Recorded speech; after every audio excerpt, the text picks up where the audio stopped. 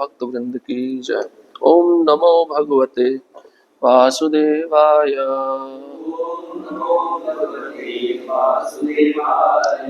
ओम नमो भगवते वासुदेवाय।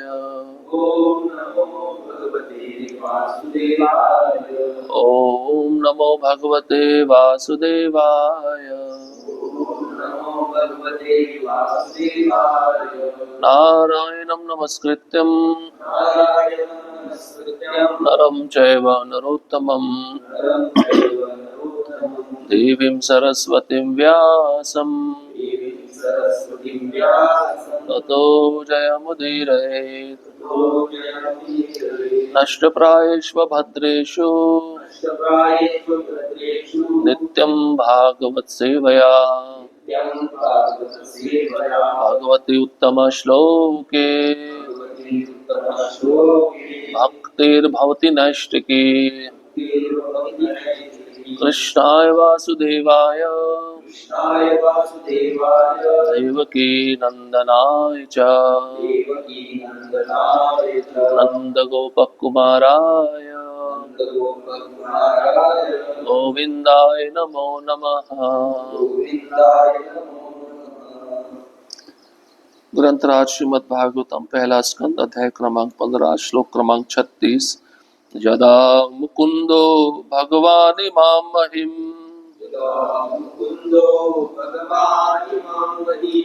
जहो स्वतन्वा श्रवणीय सत्कतः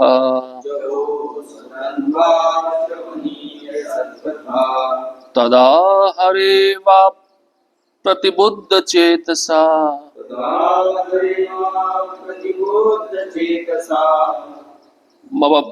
मबद्रहेतु कलिरन्ववर्तत।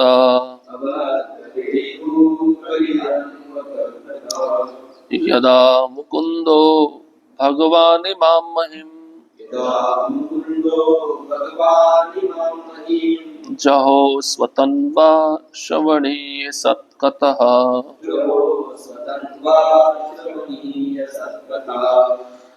तदा हरे वा प्रतिबुद्ध चेतसा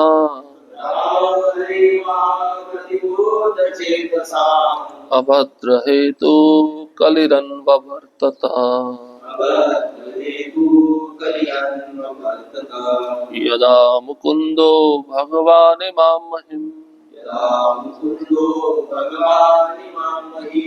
जहो स्वतन्वा श्रवणीय सत्कतः तदा हरे वा प्रतिबुद्ध चेतसा अभद्र हेतु कलिरन्ववर्तत।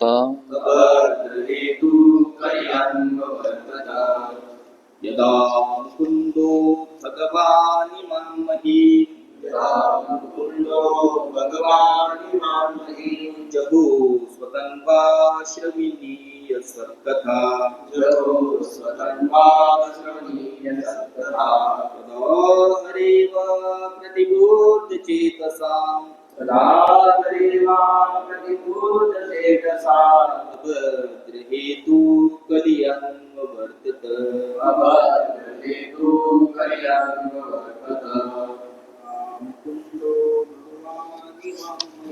यदा मुकुंदो भगवानि मां महिं जहो स्वतन्वा श्रवणीय सत्कथा हरे वा प्रतिबुद्ध चेतसाम् हेतु कलियन्वर्तत। मुकुंदो भगवानि मां महिं यदा मुकुंदो भगवानि मां महिं जहो स्वतन्वा श्रवणीय सत्कथा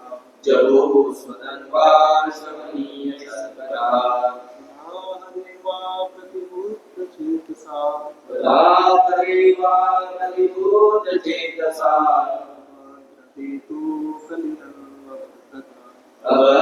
हेतु कलियन्वर्तत। शब्दार्थ यदा जब मुकुंदः कृष्ण ने भगवान भगवान इमाम इस महिम पृथ्वी को जहो छोड़ा स्वतन्वा अपने उसी शरीर के साथ श्रवणीय सत्कतः उनके विषय में श्रवण करने योग्य है। तदा उस समय अह एवा उसी दिन से अप्रतिबुद्ध चेतसाम जिनके मन पर्याप्त विकसित नहीं है उनके अभद्र हेतु सारे दुर्भाग्य का कारण कली अनववर्तत कली पूर्ण रूप से प्रकट हुआ। अनुवाद और तात्पर्य इस डिवाइन ग्रेस इसी भक्ति वेदांत स्वामी शिल प्रभुपाद द्वारा शिल प्रभुपाद की जय। अनुवाद जब भगवान श्री कृष्ण ने अपने उसी रूप के साथ इस पृथ्वी लोक को छोड़ दिया, उसी दिन से कली जो पहले ही अंशतः प्रकट हो चुका था, अल्पज्ञों के लिए अशुभ परिस्थितियां उत्पन्न करने के लिए पूरी तरह प्रकट हो गया। तात्पर्य जो लोग पूर्ण रूप से ईश्वर भावना भावित नहीं है उन्हीं पर कली का प्रभाव पड़ता है। मनुष्य अपने आप को भगवान की देखरेख में रखकर कलयुग के प्रभावों को निरस्त कर सकता है। कलयुग का पर्दापण कुरुक्षेत्र युद्ध के बाद ही हो गया था, किंतु भगवान की उपस्थिति के कारण यह अपना प्रभाव ना दिखा सका। लेकिन जब भगवान श्री कृष्ण अपने ही दिव्य शरीर को साथ लेकर इस धरा लोक को छोड़ गए तो उनके जाते ही कलयुग के लक्षण उसी तरह प्रकट होने लगे जिस रूप में द्वारका से अर्जुन के आगमन से पूर्व महाराज युधिष्ठिर को दृष्टिगोचर हो रहे थे। और महाराज युधिष्ठिर ने ठीक ही इस धरा से भगवान के प्रयाण की कल्पना कर ली। जैसा कि हम पहले कह चुके हैं, भगवान हमारी आंखों से उसी तरह ओझल हो गए जिस तरह सूर्य अस्त होने पर हमारी दृष्टि से ओझल हो जाता है। ओम अज्ञानतिमिरन्धस्य ज्ञानाञ्जनशलाकया चक्षुरुन्मिलितं येन तस्मै श्रीगुरवे नमः। श्रीचैतन्यमनोभीष्टं स्थापितं येन भूतले स्वयं रूपः कदा मह्यं ददाति स्वपदान्तिकम्। वन्देऽहं श्रीगुरोः श्रीयुतापदकमलं श्रीगुरुन् वैष्णवांश्च श्रीरूपं साग्रजातं सहगण रघुनाथान्वितं तं सजीवं साद्वैतं सावधूतं परिजनसहितं कृष्णचैतन्यदेवं श्रीराधा कृष्णपादान् सहगण ललिता श्रीविशाखान्वितांश्च। हे कृष्णा करुणा सिन्धो दीनबन्धो जगत्पते गोपेश गोपिका कान्त राधाकान्त नमस्तुते। तप्त कांचन गौरांगी आधे वृंदावनेश्वरी वृषभानुसुते देवी प्रणमामि हरिप्रिये। वाञ्छा कल्पतरुभ्यश्च कृपा सिन्धुभ्येव च पतितानां पावनेभ्यो वैष्णवेभ्यो नमो नमः। नमो महावदन्याय कृष्णप्रेमप्रदायते कृष्णाय कृष्णचैतन्य नामिने गौरद्विषे नमः। नमः ओं विष्णुपादाय कृष्णपृष्ठाय भूतले श्रीमते भक्तिवेदांत स्वामिनिति नामिने। नमस्ते सारस्वती देवे गौरवाणी प्रचारिणे निर्विशेष शून्यवादी पाश्चात्य देशतारिणे। जय श्री कृष्ण चैतन्य प्रभु नित्यानंद श्री अद्वैत गदाधर श्रीवासादि गौर भक्त वृंदा। हरे कृष्णा हरे कृष्णा कृष्णा कृष्णा हरे हरे हरे राम राम राम हरे हरे।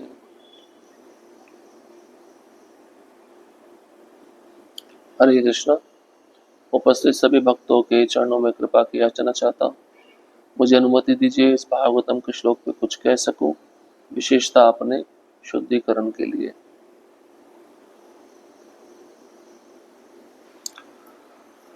इस अध्याय का शीर्षक है पांडवों की सामयिक निवृत्ति।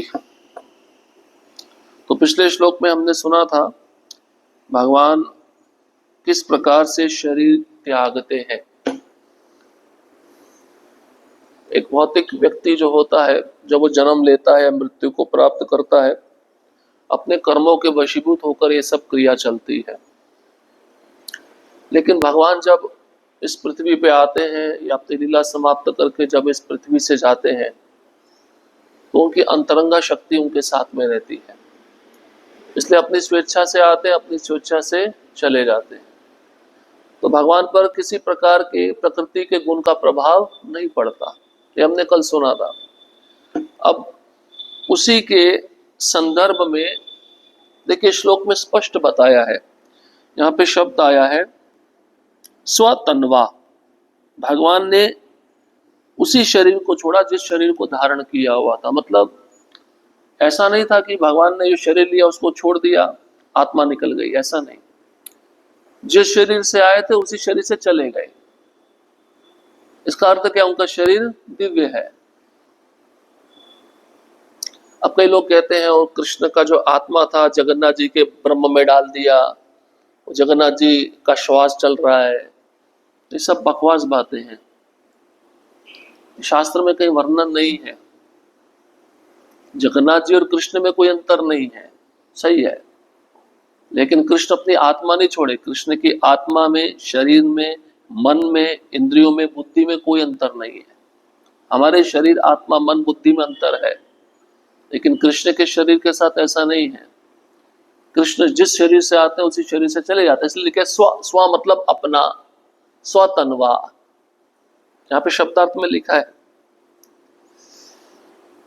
और एक विशेष बात है श्रवणीय सत्कथा। तो भगवान कृष्ण के विषय में श्रवण करना ही महत्वपूर्ण बात है, सत्कथा।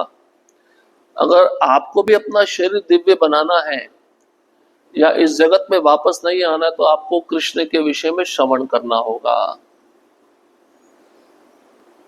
इसलिए कृष्ण का एक नाम क्या दिया है श्लोक में, क्या नाम दिया है? मुकुंद।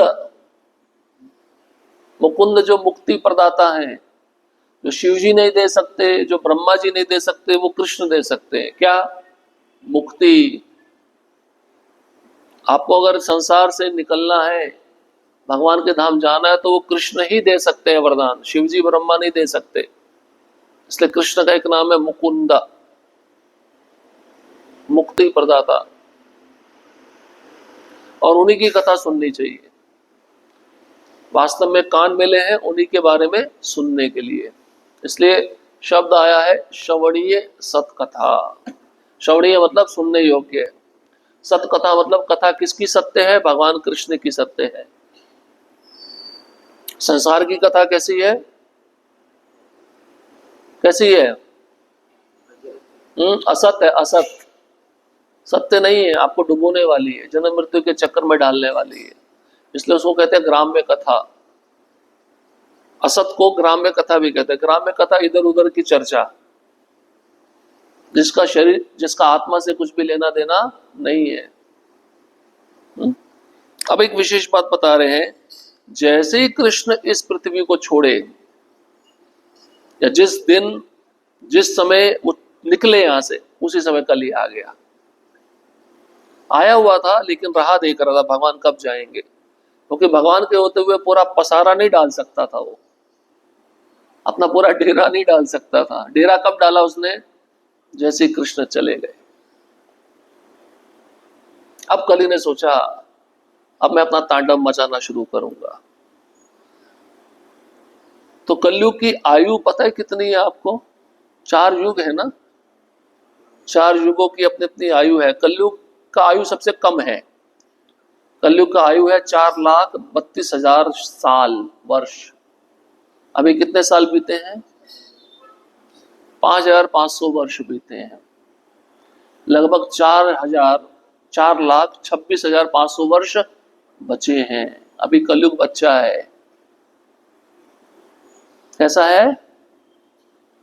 बच्चा क्या करता है? खेलता है ना। अभी कलयुग खेल रहा है हमारे साथ में। आपको पाप सुनने को मिलते हैं, पाप। क्या क्या खेल दिखाता है कली? ज्यादा लालच बढ़ना, दूसरे से झूठ बोलना, हर एक को धोखा देना, हर घर में भाई भाई का झगड़ा, ये कली है, ये कली का वास है। सतयुग में ये नहीं होता था सब।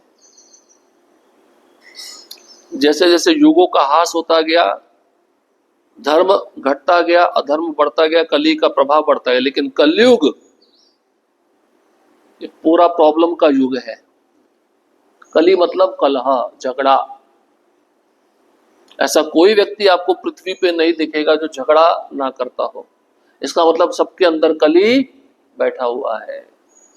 अपना डेरा डाल लिया ना उसने हर जगह। जब महाराज परीक्षित के पास आया, ये कथा आगे आएगी, तो महाराज परीक्षित ने देखा राजा का वेश बना के शूद्र व्यक्ति गाय को डंडे से मार रहा है और बैल के 3 पांव काट दिए उसने। बैल एक ही पांव पे खड़ा है। बैल मतलब धर्म, गाय माता मतलब पृथ्वी, और गाय को लाठी से पीट रहा है। ये दृश्य किसने देखा? किसने देखा? महाराज परीक्षित ने। बोले मेरे राज्य में ऐसा दृश्य है? किसकी हिम्मत हुई? गाय को कौन मार रहा है? तुरंत महाराज परीक्षित ने अपने तलवार निकाल लिया इस कली को मारने के लिए। सोचिए, इतने शक्तिशाली राजा थे। जैसे तलवार निकाली तो कली डर गया। शूद्र व्यक्ति राजा के विष में था। अभी आप देखते हो जितने भी राजा लोग बैठे हैं, नेता लोग शूद्र हैं, सब गद्दी लेके बैठे हैं। इनको पता नहीं है कैसे राज्य चलाना चाहिए। इसलिए गाय को काटो, जहां हरिनाम होता है उन भक्तों को मारो, जहां पे यज्ञ होता है उनको खत्म करो। ये कलयुग के जो चेले हैं, असुर, ये लोग ऐसा काम करते हैं। तो इन कर्मों का जब प्राधान्य बढ़ता है तो कली अपना प्रचंड रूप दिखाता है। तो कली ने देखा ये तो मुझे मारने के लिए तैयार हो गए, बहुत शक्तिशाली राजा है। अब वो चरणों में गिर गया। और क्षत्रिय राजा का एक धर्म होता है, जब भी उसके चरणों में कोई गिरता है, शरणागत होता है, तो राजा को उसको नहीं मारना चाहिए। तो राजा परीक्षित ने बोला तुम मेरे राज्य में नहीं रह सकते, तुम जाओ, अभी के अभी जाओ यहां से। तुम नहीं जाओगे तो मैं तुमको जान से मार दूंगा। बोला मैं कहां जाऊंगा, मैं आपके पास आया हूं, मुझे आश्रय दो। तो महाराज परीक्षित कहने लगे तुम मेरे राज्य में नहीं रह सकते। बहुत आग्रह करने पर मैं तुमको 4 स्थान देता हूं। 4 जगह पे तुम रह सकते हो। जहां मांस खाया जाएगा या मांस काटा जाएगा वहां पे तुम रहोगे। जहां शराब पी जाएगी, मदिरालय होगा, बियर बार होगा, वहां पे तुम रहोगे। जहां पे वेश्यावृत्ति होगी, पर स्त्री पर पुरुष संग करेंगे, वहां पे तुम रहोगे। और चौथा, जहां जुआ खेला जाएगा, सट्टा, कैसीनो, वहां पे तुम रहोगे। 4 स्थान दिए। अब कली बोला आपके राज्य में चारों स्थान का जगह ही नहीं है, मैं जाऊंगा कहां, मैं आ गया हूं, मुझे आप आश्रय दो। भाई कलयुग अपने हिसाब से आएगा ना, वो भी युग पुरुष है, भगवान ने उसको भी बनाया है। ठीक है मैं तुमको 5वां स्थान देता हूं, सोना, गोल्ड, तुम सोने में वास करोगे। इसलिए आप देखते हो ना, गले में अगर सोने की चैन पहनी है तो गला कट के कोई सोने की चैन लेके जाओ, कली का वास है। इसलिए भक्तों को सोना नहीं पहनना चाहिए, कंठी पहननी चाहिए। ये कंठी आभूषण है। माताएं सुनती नहीं है, यात्रा पे जाना तो सोने के गहने डाल के जाना है, फिर पीछे से किसी ने निकाल लिया, हाय हाय तौबा होती है, फिर माझा सोना गेला, शुक्र माला वो जान तो बच गई। वो कली का वास है सोने में।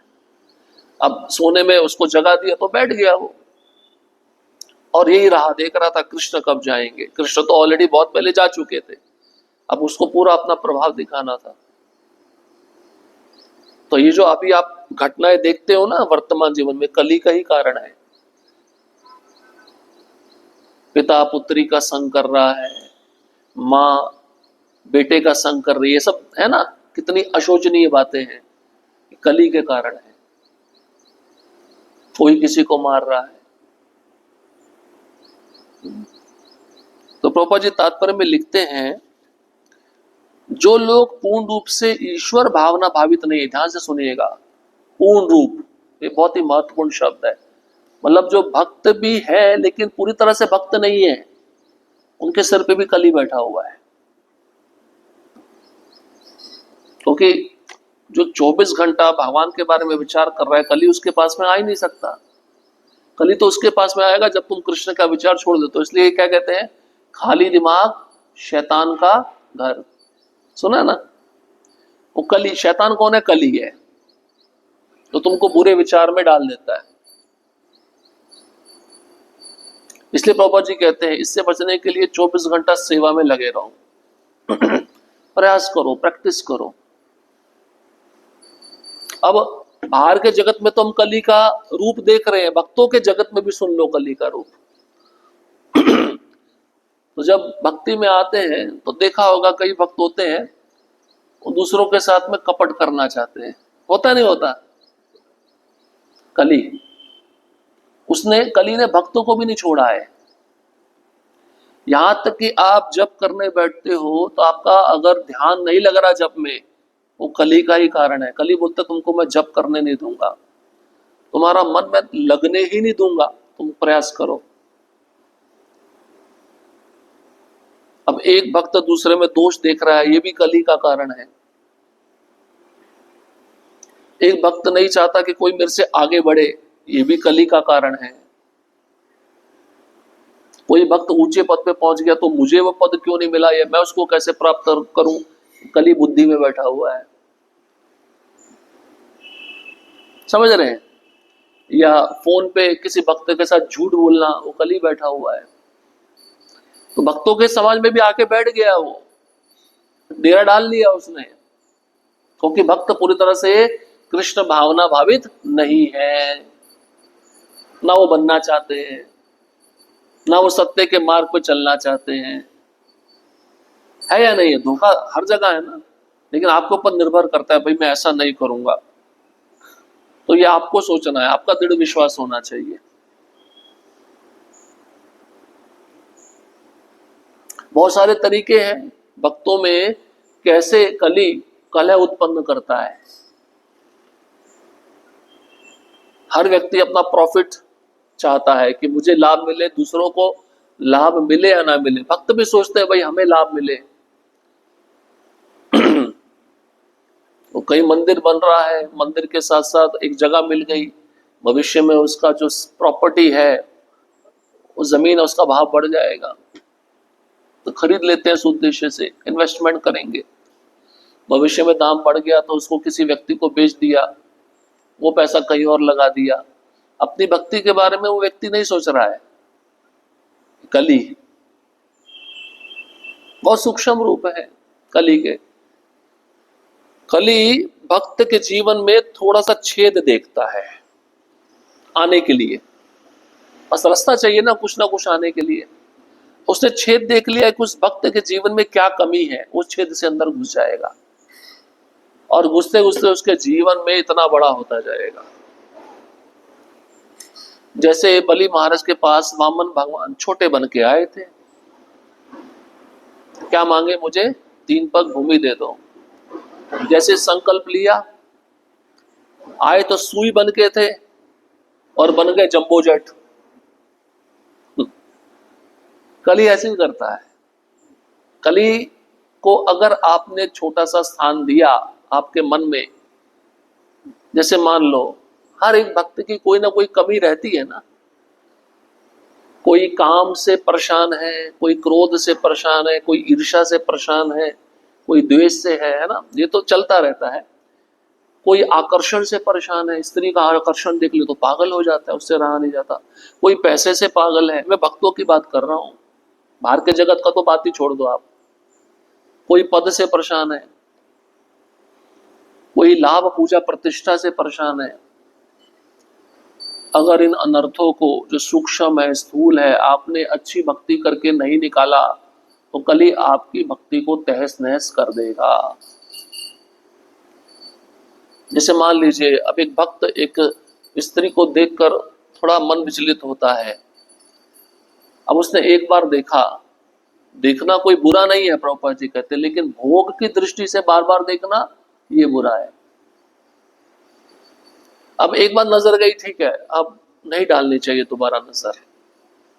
दोबारा गई, अब मन नहीं मान रहा, तीसरी बार गई, चौथी बार गई, मतलब कली ने अपना काम करना शुरू कर दिया। कली वो उस रूप को लेकर उसके मन में बैठ जाएगा और उसको उस रूप का चिंतन कराएगा। अजामिल उदाहरण, अपनी पत्नी होते हुए, अपने माता पिता होते हुए भी वो जब देखा उस दृश्य को, उसको देखना नहीं चाहिए था, वहां पे लिखा है कारण इसके पतन का, देख लिया, वहां से निकल जाना चाहिए था, लेकिन देखता रहा। देखने के कारण वो जब रूप मन में बैठा तो उस वेश्या का चिंतन करने लगा। चिंतन करते करते कली क्या बोलता है, अब इसको प्राप्त कर, तू इसके योग्य है, तेरे को इस वस्तु को प्राप्त करने के लिए कोई भी रोक नहीं सकता। वो कली क्या करता है, उस जीव के मन में इच्छा पैदा करता है वस्तु कैसे प्राप्त हो। फिर वो व्यक्ति योजना बनाता है, प्लानिंग बनाता है उस वस्तु को प्राप्त करने के लिए। कहां से शुरू हुआ था, देखने से। अगर दूसरी बार नहीं देखते, शास्त्र की कुछ बात याद करते तो बच सकते थे। ये हर चीज के लिए है, पैसे के लिए भी है, पद के लिए भी है। तो भक्ति में भी कली से बचना कितना मुश्किल है, आप सोचिए। इसलिए प्रभु जी कह रहे हैं, जो पूर्ण रूप से ईश्वर भावना भावित नहीं है उन्हीं पर कली का प्रभाव पड़ता है। अब पूर्ण रूप से अगर कृष्ण भावना भावित होना तो क्या करना पड़ेगा, खाली समय में पढ़ो, अध्ययन करो, श्रवण करो, नहीं तो जप करो, खाली मत बैठो, या तो सेवा करो, प्रयास करो। आपको पूरा जीवन प्रैक्टिस करना पड़ेगा। अगर कली पे आपने ज्यादा ध्यान लगाया तो मृत्यु के समय वो कली याद आएगा, वो वस्तु याद आएगी, आपको दोबारा जन्म लेना पड़ेगा। इसलिए पूर्ण रूप से कृष्ण भावना भावित होना चाहिए, उन पे कली प्रभाव नहीं डालता।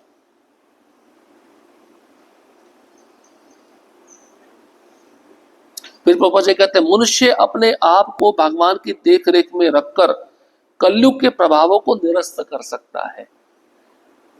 हमें अपने को भगवान के संरक्षण में रखना है। कलयुग में दोष ही दोष है, लेकिन एक अच्छा गुण भी है ना, जब भगवान सारे दरवाजे बंद कर देते तो एक उम्मीद का दरवाजा खोलते हैं ना। एक श्लोक और आता है भागवतम में, जैसे कृष्ण ने पृथ्वी को छोड़ा उसी समय उद्धव जी कहते हैं, कलयुग के लोग जो अंधकार में रहेंगे उनको मार्गदर्शन करने के लिए भगवान भागवतम के रूप में प्रकट हो गए। कली से बचना है तो भागवतम का आश्रय लेना होगा। भागवतम मतलब कृष्ण।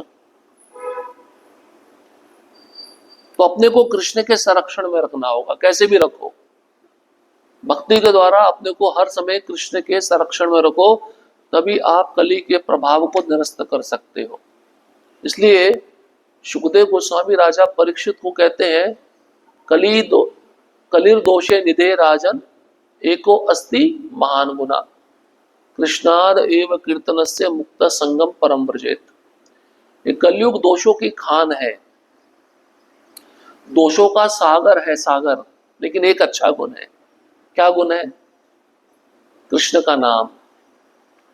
ये नाम लेकर व्यक्ति भगवान को प्राप्त कर सकता है। बड़े बड़े ऋषि मुनि कलयुग में मनुष्य शरीर प्राप्त करने के लिए तरसते हैं, क्योंकि मुक्ति का मार्ग बहुत सरल है, आसान है। क्या है मुक्ति का मार्ग, हरेर नाम हरे नामेव केवलम कलौ नास्तेव नास्तेव नास्तेव गतिरन्यथा। हरि का नाम, हरि का नाम, हरि का नाम एकमात्र उपाय है कली से बचने का, और कोई उपाय नहीं, और कोई उपाय नहीं, और कोई उपाय नहीं। इसलिए ऋषि मुनि तरसते हैं कि हमको कलयुग में मनुष्य शरीर मिले, क्योंकि भक्ति का मार्ग बहुत सरल है, भगवान को प्राप्त करना बहुत सरल है। अन्य युगों में इतना मार्ग आसान नहीं है, तपस्या करनी पड़ती है, यज्ञ करने पड़ते हैं, बहुत मुश्किल है। हम कैसी भी परिस्थिति में हमको नाम का आश्रय लेना चाहिए, नाम जप करना चाहिए, और मन नाम जप करते समय जहां जहां भागता है वापस लाना चाहिए। अब कली क्या करता है, मन को भगाता है। आप कृष्ण से प्रार्थना करके कली के चंगुल से मन को छुड़ा के वापस कृष्ण के चरणों में लाओ, ये आपको प्रयास करना पड़ेगा। नहीं लाओगे तो कली अपना प्रभाव दिखाता रहेगा। वो माला तो चल रही है लेकिन ध्यान वहां पे नहीं है।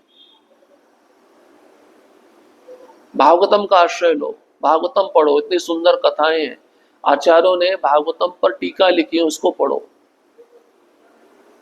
प्रभुपाद की पुस्तकें पढ़ लोगे वो भी काफी है, कली से बच सकते हो। भाई कली से बचने के लिए ज्ञान भी तो चाहिए ना। अगर आपको ज्ञान नहीं होगा, जैसे मान लो मैंने अभी उदाहरण बताया, एक भक्त एक माता जी को देखकर बहुत पागल हो जाता है, लेकिन जब ज्ञान लेगा, ज्ञान मतलब क्या, जो उसके शरीर में तत्व है वही मेरे शरीर में तत्व है, उस अलग से तो बात नहीं है ना। उसके शरीर में क्या है, कफ, पित्त, वायु, मल, मूत्र, हड्डी, मांस, मज्जा, यही है ना, वही चीज। तो ये अच्छी वस्तुएं या बुरी वस्तुएं हैं? बुरी वस्तुएं। ये ज्ञान नहीं है तो और क्या है।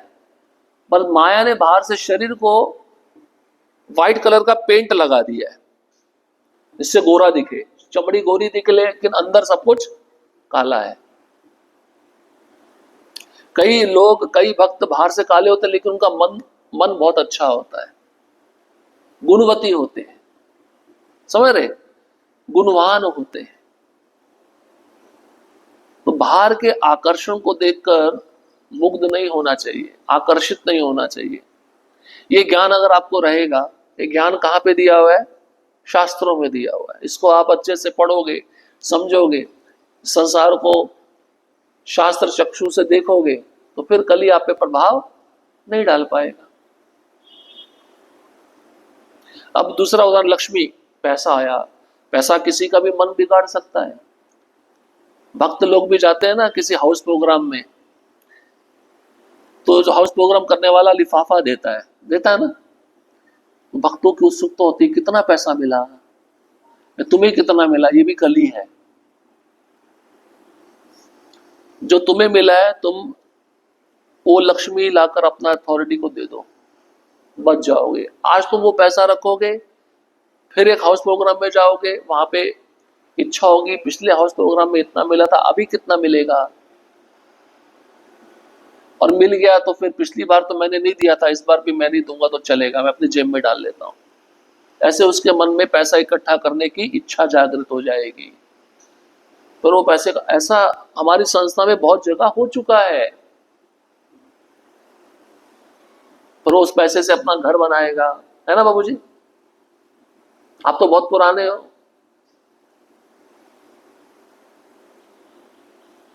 कली, वो पैसा किसका है, कृष्ण का है। तुम किसके लिए लेके आए, कृष्ण के लिए ना, और कहां पे लगा रहे हो, अपने लिए। तुम बन गए रावण। माता सीता किसकी है, भगवान राम की है। रावण क्या सोच रहा है, मेरी पत्नी बन जा। लक्ष्मी तो केवल नारायण की हो सकती है, लक्ष्मी हमारी नहीं हो सकती। और लक्ष्मी को हम अपना बनाना चाहते हैं, रावण बनना चाहते हैं, वही हम कर रहे हैं। कली।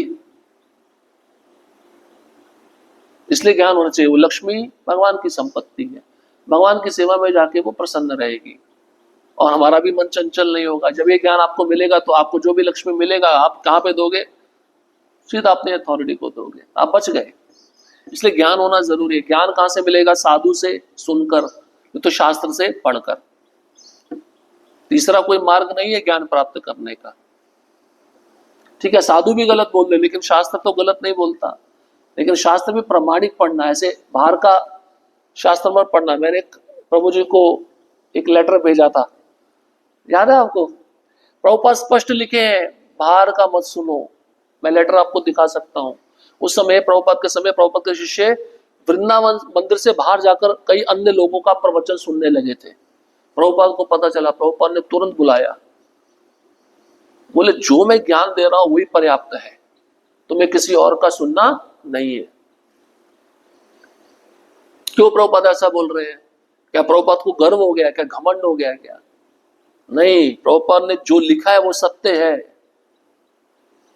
अगर हम उसको नहीं पढ़ेंगे, नहीं सुनेंगे, और हम चाहते हैं हम कुछ अलग से सुने, हम कुछ अलग से पढ़े, आपका जीवन बर्बाद हो जाएगा। भक्ति में जो अभी तक टिके हैं वो प्रभुपाद की पुस्तकें पढ़ के उसको जीवन में आत्मसात करके टिके हुए हैं। अन्य पुस्तकें पढ़ने जाओगे बाहर की, चाहे वो धार्मिक क्यों ना हो, आपका मन दूषित हो जाएगा, ये गारंटी है। इसलिए इस्कॉन में रहकर जो प्रवचन होते हैं उसी को सुनो, इस्कॉन के अंदर की जो पुस्तकें हैं उन्हीं को पढ़ो, क्योंकि यही एक संस्था है जो सत्य के मार्ग पे चल रही है। हाँ, भक्तों में मनमुटाव होता है, दोष होते हैं, एक कोई ऐसा स्थान नहीं जहां ना हो, लेकिन प्रभुपाद ने जो हमें प्रिंसिपल दिए हैं वो किसी संस्था में नहीं है। वही सिद्धांत आपको शुद्ध बना सकते हैं, वही सिद्धांत आपको कलयुग के प्रभाव से बचा सकते हैं। अब देखो, 4 प्रकार के मुख्य पाप हैं जो हमने अभी सुने। मांस भक्षण करना, जुआ खेलना, पर स्त्री पर पुरुष गमन करना और मदिरा पीना। ठीक है, जितने भी पाप आपको दिख रहे हैं ये चारों पापों के विस्तार हैं। ये 4 जो पाप है ये स्तंभ है, स्तंभ पिलर है पापों के। जितना पाप आप छोटा मोटा देखते हो ना, किसी को मर्डर कर दिया, किसी का पैसा चुरा लिया, ये 4 पापों से ही निकले हैं सभी पाप। अभी आप मुख्य जड़ ये 4 पाप है, अगर आप उसका नियम पालन करोगे बाकी पाप आपसे नहीं होंगे। सिंपल सी बात है, आप कली के प्रभाव से बच गए। और रहा छोटी मोटी बात है कि मन नहीं लग रहा, आप मन को सेवा में प्रयास करो लगाने का, मन को खाली मत रहने दो, वो भी कंट्रोल में आ जाएगा। ये प्रयत्न हमें करना पड़ेगा, नहीं तो हम बच नहीं पाएंगे। अभी भी जो भक्त सोचते हैं ना, प्रभु जी इस जन्म में तो मुश्किल है, शायद 4-5 जन्म लेंगे तो पहुंच जाएंगे, तो 4-5 जन्म आपको कलयुग में जन्म नहीं लेना पड़ेगा, क्योंकि इसका कारण बता देते हैं आपको। अभी अगर आप उच्च लोकों में भी गए ऐसा सोचकर कि मैं भक्ति तो कर रहा हूं लेकिन शुद्ध भक्ति नहीं हो पा रही है, तो उच्च लोकों में जाएगा। उच्च लोकों में जो टाइम ड्यूरेशन है कितना है, यहाँ पे 1 साल है तो वहां पे 1 दिन है, वहां पे 100 साल निकला, यहाँ पे 10,000 साल चले गए, तब तक इस्कॉन खत्म हो जाएगा। अब आप सोचो, अभी हम जहाँ पे बैठे हैं 10,000 साल के बाद इस स्थान पे क्या होगा? शायद कत्ल खाना हो सकता है, शायद मदिरालय हो सकता है। 10,000 साल के बाद की बात कर रहा हूं। इस स्थान पे जो अभी आप बैठे हो, कलयुग की आयु कितनी है? 4,32,000 में से कितने बीते? अभी तो इतने लाखों साल बचे हैं ना। अभी छोटा मोटा पाप दिख रहा है, 10,000 साल के बाद कितना पाप दिखेगा?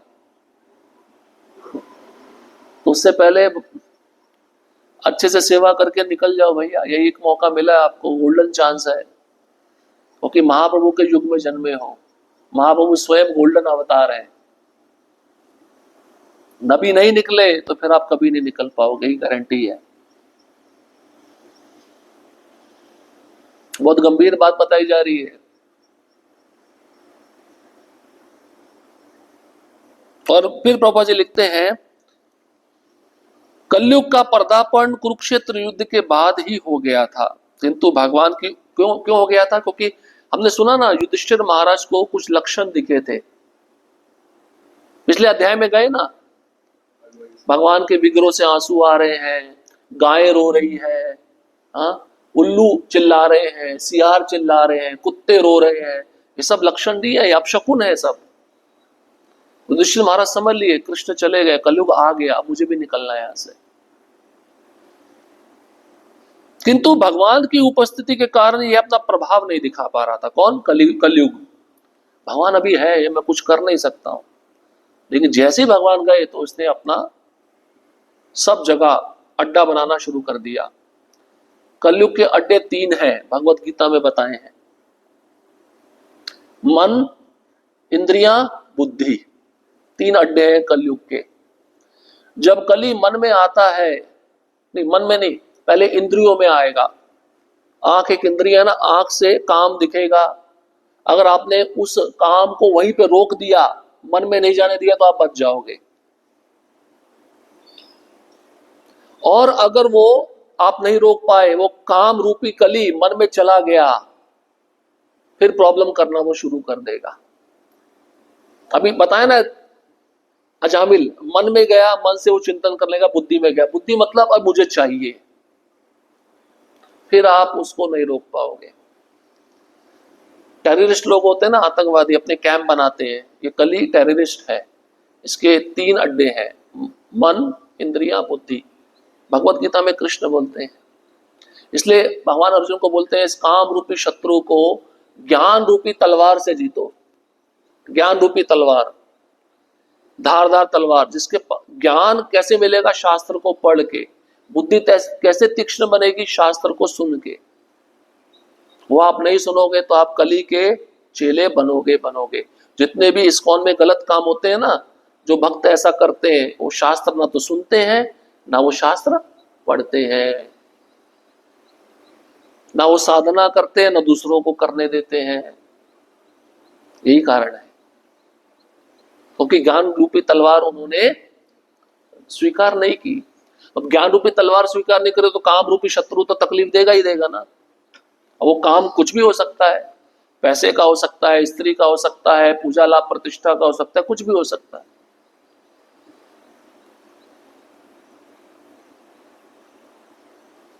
तो यहां पे बताया गया है इस कलयुग से बचना होगा, और जो बचेगा वही भगवत धाम जाएगा, जो नहीं बच पाया दोबारा जन्म लेगा। इसलिए युधिष्ठिर महाराज भी अब निकलने की तैयारी कर रहे हैं। अगले श्लोक में अब वो अपना राजसी वस्त्र छोड़ देंगे। बस बहुत हो गया मैनेजमेंट, अभी अब भजन पे ध्यान देना है। अब भगवान का स्मरण करते करते भगवान के धाम वापस जाना है। युधिष्ठिर महाराज से सीखना चाहिए, प्रैक्टिस कैसे करनी चाहिए, क्योंकि कुछ काम नहीं आएगा। आप प्रेसिडेंट भी बन गए मंदिर के, तो प्रेसिडेंट भगवत धाम नहीं जा सकता जब तक वो शुद्ध नहीं है। मैंने इतने शिष्य बना लिए, वो भी व्यक्ति भगवत धाम नहीं जा सकता अगर वो शुद्ध नहीं है। मैंने इतने ग्रंथ वितरण कर लिए, वो भी भगवत धाम नहीं जा सकता अगर वो शुद्ध नहीं है। हाँ, एक पोछा लगाने वाला शुद्ध है मंदिर में, उसके हृदय में कोई कपट नहीं है, वो भगवत धाम जाएगा। ये एलिजिबिलिटी है भगवत धाम जाने की। कपट नहीं होना चाहिए, अंदर से कुछ और बाहर से कुछ और, ये नहीं होना चाहिए। कितने भी ऊंचे पद पे चले जाओ, अगर तुम्हारा मन शुद्ध नहीं है तो कल ही तुमको छोड़ेगा नहीं छोड़ेगा तुमको। इसलिए हृदय शुद्ध होना चाहिए। सेवा कुछ भी करो, हृदय शुद्ध होना चाहिए। हृदय शुद्ध तभी होगा जब आप अच्छे से साधना करोगे, अच्छा संग लोगे। ठीक है। हरे कृष्णा कृष्णा कृष्णा हरे हरे, हरे राम राम राम हरे हरे। किसी का कोई प्रश्न? यस। हाँ बिल्कुल, भगवान से ही सारे गुण आए हैं ना। बुरे गुण भी आए हैं, अच्छे गुण भी आए। अच्छे गुण भगवान के वक्त आगे की तरफ से आए, अच्छे वक्षस्थल से। बुरे गुण पीठ से आए। तो सब कुछ भगवान से आता है ना। तो कलयुग भी भगवान ने बनाया है। क्योंकि देखो, प्रभुपाद जी यही कहते हैं, जेल कभी खाली होता है क्या? क्लास में सभी बच्चे अच्छे होते हैं क्या? तो कलयुग हम जैसे लोगों के लिए बनाया। हम बुरे ही लोग हैं, इसलिए हमको डाला गया। जब छन्नी में छानते हैं ना, छान के प्योर गंदी चीज निकल जाती है, वो अच्छी चीज रह जाती है। हम 3 युगों में छाने गए लोग हैं, इतने बुरे हैं कि कलयुग में डाल दिए गए। लेकिन अब चांस मिला है, चांस को पकड़ लो। नहीं पकड़े तो राम भरोसे रहो। ठीक है। ग्रंथराज श्रीमद् भागवतम की जय।